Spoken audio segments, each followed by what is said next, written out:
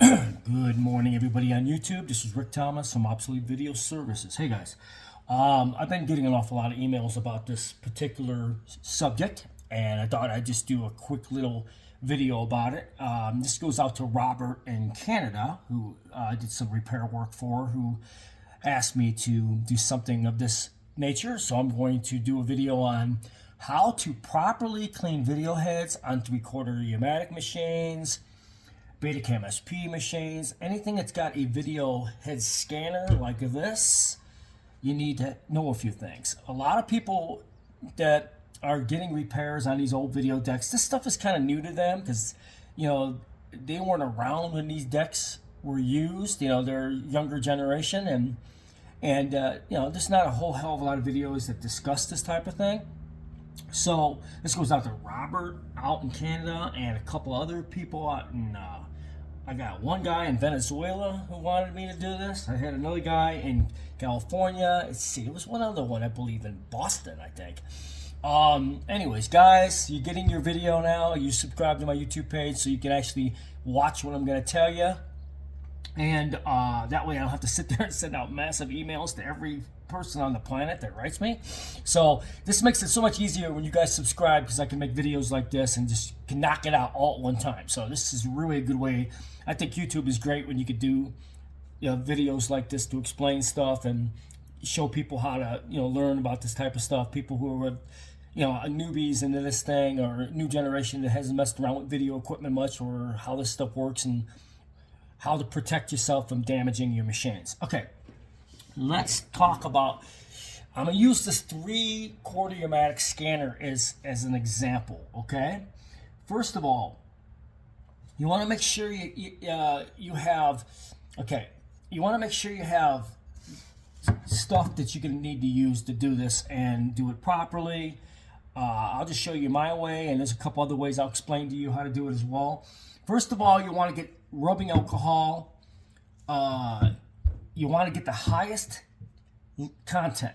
As you can see, this is a 91% alcohol. The higher the better. Less water is in the rubbing alcohol that you're using. So you want to get this 91 or higher. And there is some spray can type of cleaners that they use for video heads that you can find that are really good as well, but I don't know how easy those are to find. But like I said, I just use regular rubbing alcohol or high content like this. All right, and I don't recommend this, but I'm going to talk about all these anyways. Then you have Q-tips, okay?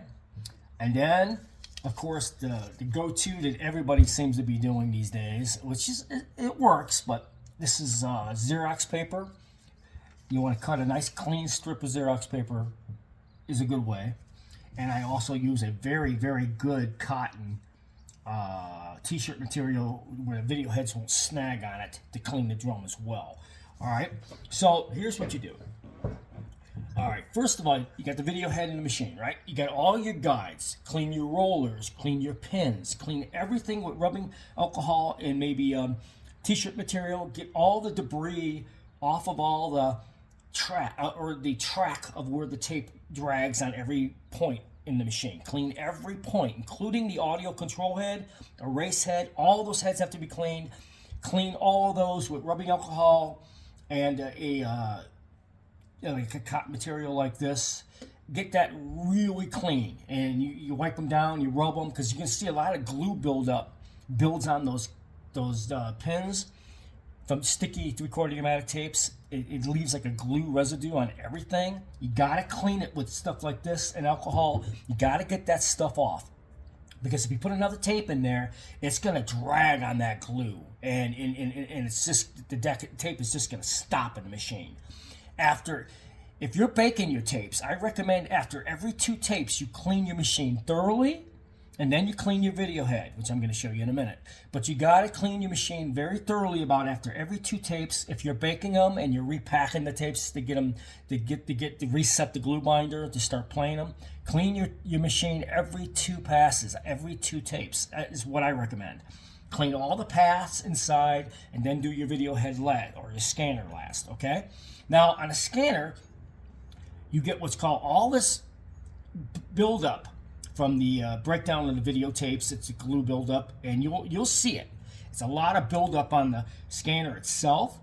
So you got to make sure you're very careful. First of all, you got your video heads that protrude outside of the scanner. Okay, they stick out slightly.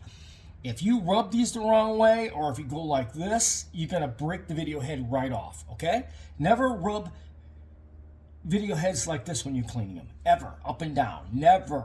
Okay, the video head scans sideways, so the cleaning has to be sideways. Okay, all right.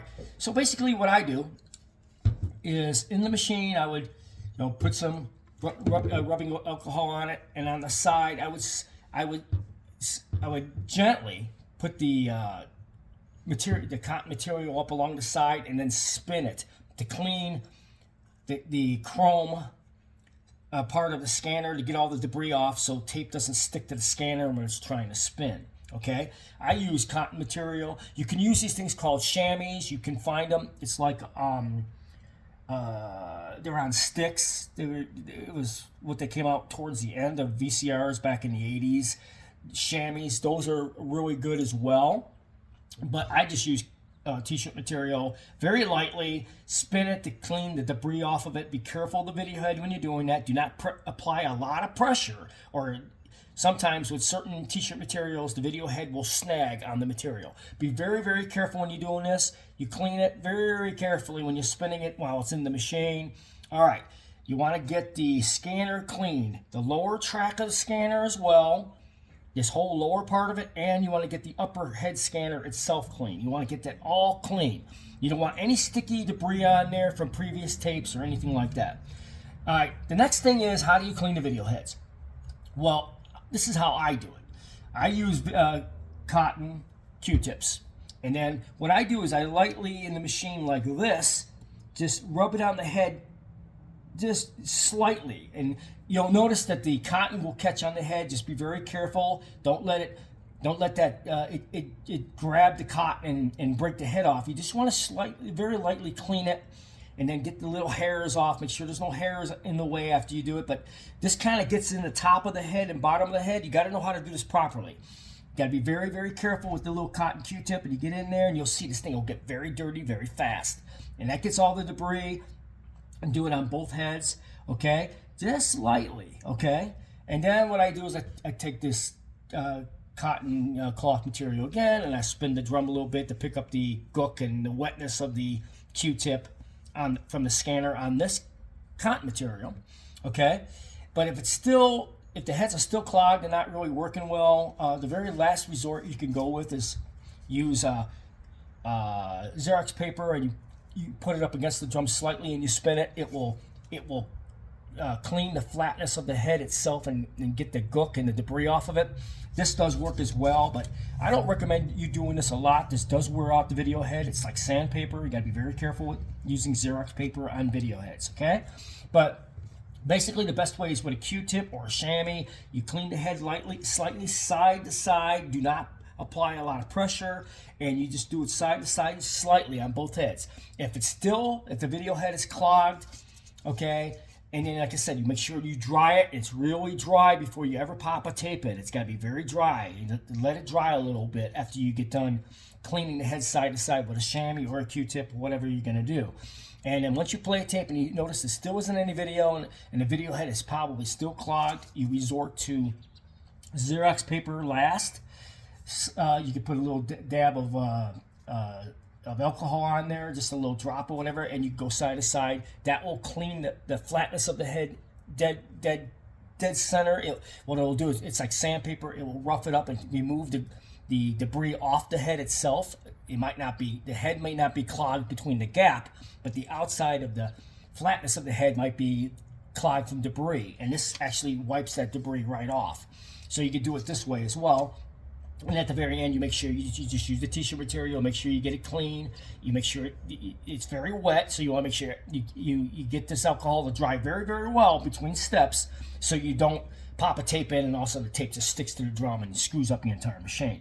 But there's several ways of doing this. You can do this with Xerox paper, slightly on the side. You spin it between your fingers. Like I said, if this is in the machine, you put that up against it slightly and you spin the drum by hand. Or with Q-tips, the way I do it, to really get them clean, and then I'll let it dry, and I'll use cotton material to clean the drum, get all the wetness and remove all that. Or you could use chamois. They're on sticks the same way as, but they're not, the same way as what you're doing with the Q-tip with the chamois, but those are not, you got to kind of look for those. I don't think they're easy to find these days, but I never use them. But you could use chamois. But you want to make sure you get the lower drum clean really good, and you want to make sure the shiny scanner is clean as well, and then the heads you do last. Be very careful. Now, when the drum is in the machine, you never go like this, ever. Cleaning, you always go left to right or whatever, side to side, because the video head itself scans like this. So never go like this. You scan, you clean side to side. All right, and make sure the entire scanner is clean, along with all the track part of the tape that drags on all the points in the machine. You want to make sure everything is really clean between every 2 tapes. If you're baking your sticky tapes and you're baking them, okay, you're gonna notice. I mean, like I said, it's gonna leave debris after about every 2 tapes. You got to clean everything between every 2 tapes. That's my recommendation. It's what I do. But like I said, there's a lot of ways of cleaning video heads, but the way I do it is with Q-tips and alcohol and t-shirt material, or really fine t-shirt material that won't catch on the video head at all. I mean, you got these real fine ones that leave no hairs, or grab, they grab the cotton material, nothing like that. Some of these t-shirts are really, really good. You get some really high quality ones. That's the ones I use. Or, like I said, you want to use very high output alcohol, very little water in it. Okay, there is sprays you can get for the professional people that use quad machines and stuff. I do have these can sprays of cleaner that's used for video heads on those, but I don't have that here. It's in my storage area. But for just ordinary machines, you use high quality rubbing alcohol, very little water. Just make sure you clean the drum very good, lower and upper. You could use Q-tips if you know what you're doing, and you're very careful to get the debris really clean. Just lightly go on the head, very lightly. On both sides, it's got to be wet. You make sure you dry it and spin it lightly on some cotton material to get the wetness and remove it so it dries.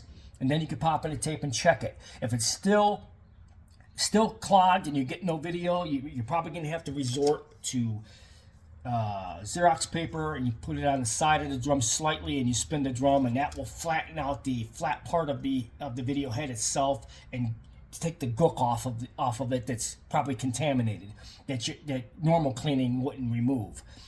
These heads get contaminated in so many ways, by contamination, pollution, glue residue, and sometimes it's not easy to remove, so you have to resort to a lot of different ways of doing this. Use Xerox paper as your last resort, but I use Q-tips or chamois, and you use a good cloth that just has no grabbing features to it, so the head won't grab to it. And you don't ever apply a lot of pressure when you're doing this stuff, because you don't want anything to snag the video head. That's the way you clean video heads.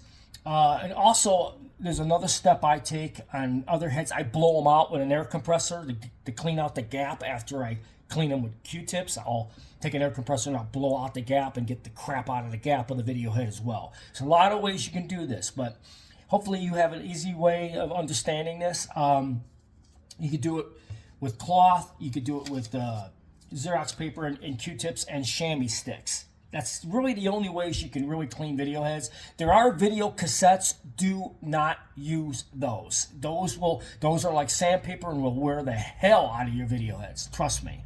So I hope you got some education out of how to do this, and I'm sure I'm going to get a lot of people emailing me like, it looks like it's kind of complicated. Actually, it is. It's not an easy thing unless you understand how video heads work and what you're looking at. If it's a clog or if it's a broken video head or whatever, it can be kind of complicated. But stick with the chamois sticks.